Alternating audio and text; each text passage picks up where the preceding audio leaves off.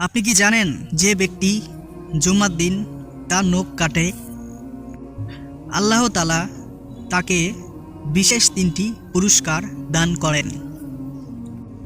তো ভিডিওটি তা জানার আগে আমাদের চ্যানেলটি সাবস্ক্রাইব করে সঙ্গেই থাকবেন অবশ্যই।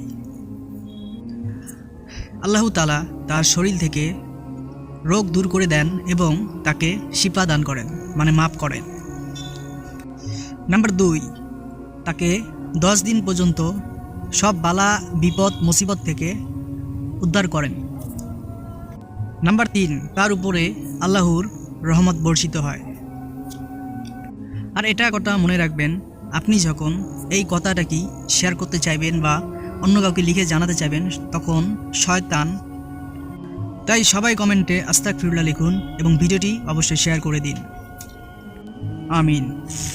আশা করি ইসলামিক ভিডিও আলোর পর চ্যানেলটি সাবস্ক্রাইব করবেন, সঙ্গেই থাকবেন। আসসালামু আলাইকুম রহমতুল্লাহ বারাকাতুহু। আজকের মতন এখানে শেষ করছি। আল্লাহ হাফেজ।